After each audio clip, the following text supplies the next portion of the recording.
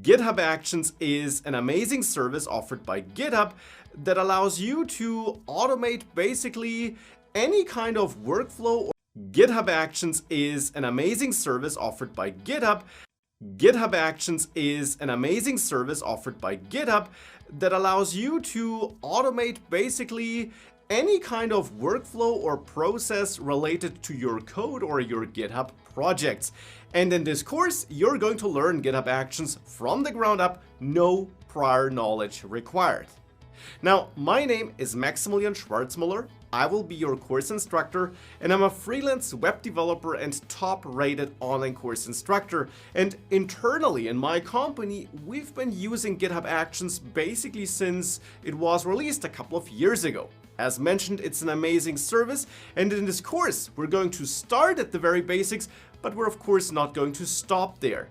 Instead, we're also going to dive into more advanced concepts. We're going to touch on security and build more advanced workflows as well.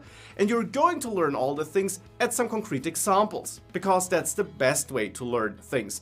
Real use cases, real examples, so that by the end of the course, you will be able to apply what you learned in your own projects and your own code bases.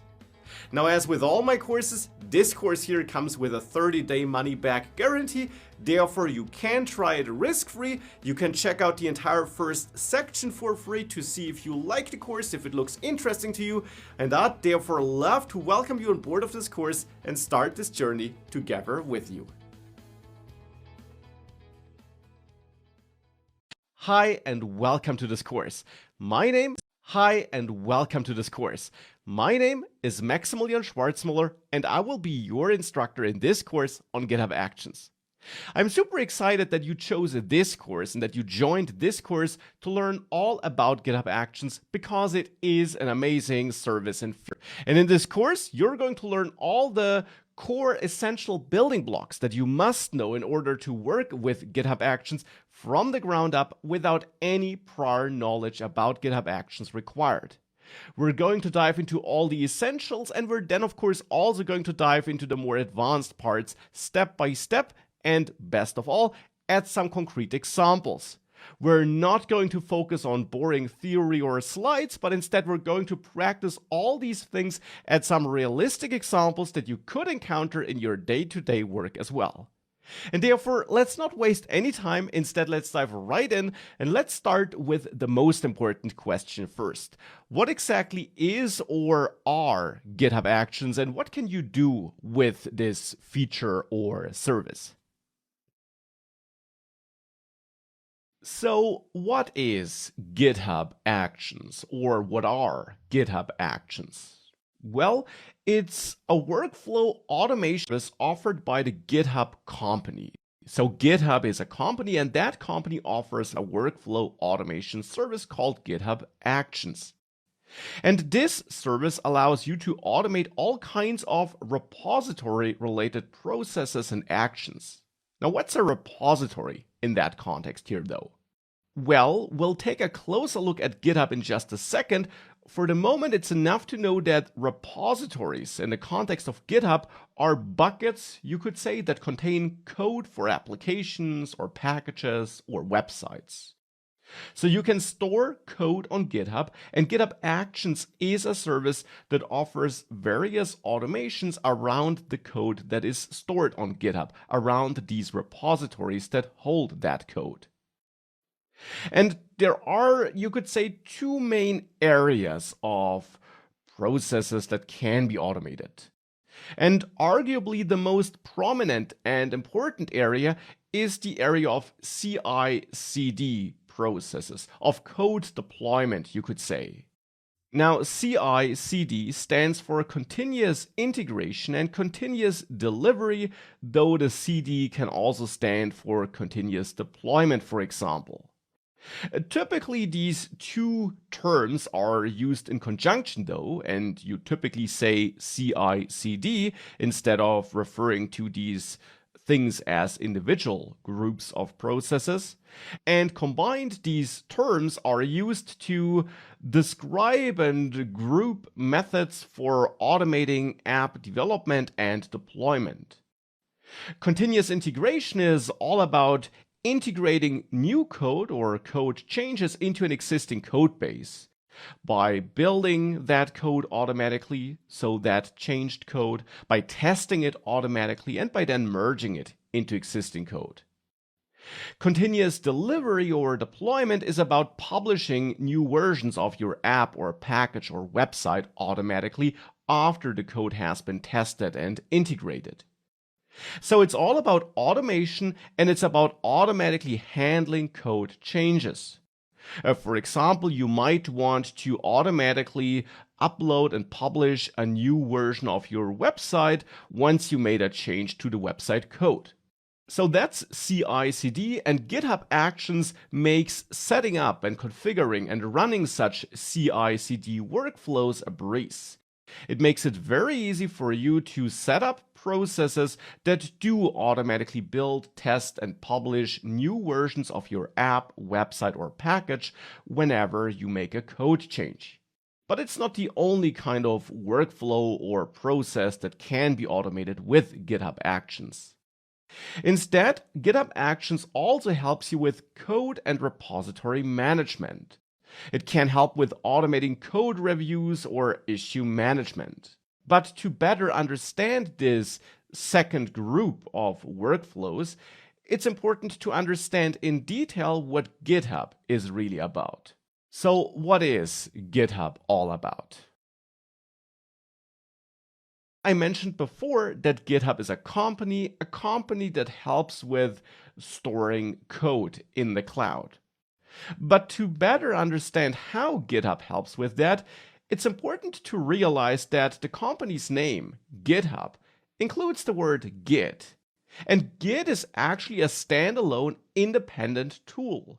And it's important to understand what Git is to better understand what GitHub is all about. So, what is Git? Git is a free version control system tool. And it is a tool you can download and install on your machine, no matter if it's a Windows or Mac OS or a Linux machine. And with that Git tool, you can manage source code changes of an application you might be writing or of a website you might be working on.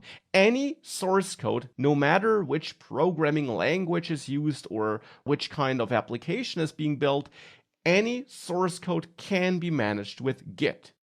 Now, Git helps with managing your source code by, for example, allowing you to create snapshots, so-called commits of that source code at any point in time you want to create a snapshot. You can also work on multiple versions of the same package or app or website or whatever simultaneously with help of a feature called branches.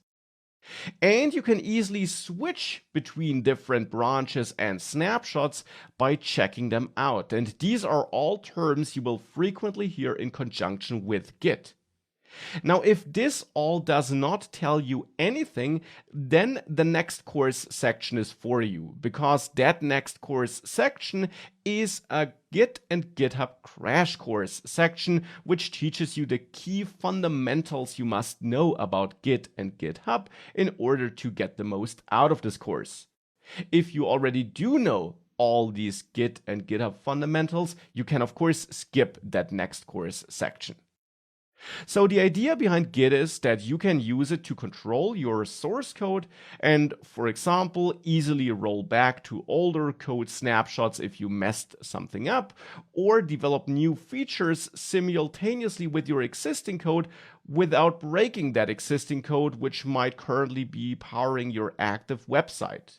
And you will see these things and Git in action in that crash course section I just mentioned. So that's Git. What is GitHub then? GitHub is a company, and it is a company that offers cloud Git repositories and services related to that code which you're managing in the cloud. Now, a repository is simply a bucket, a space that contains your code. And when using Git, you have local code repositories. Any project that's managed with Git is called a repository.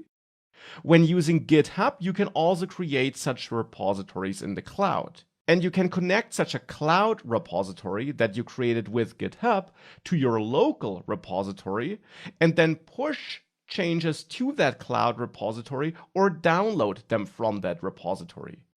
And the idea simply is that if you, for example, lose your local machine, if it crashes and can't be restored, you don't lose your code. Or if you're switching to a different device, you can download the code from this cloud repository and continue your work on it. Now with GitHub, you can create public and private repositories, and you can also manage who has access to these repositories, who can change the code, and so on. But it's not just about storing code. GitHub also offers features related to code management and collaborative development. It offers features called issues or projects or pull requests, which you will see in action in that crash course section I mentioned before, but which are in the end about tracking bugs, reporting bugs to code maintainers, organizing code projects, suggesting changes, and many other things. So GitHub is not just about storing code in the cloud, it's also about developing code together with others in the cloud with help of tools provided by GitHub. And last but not least, GitHub also offers automation services like GitHub Actions, which of course is the focus of this course, that help you automate repository and code related processes.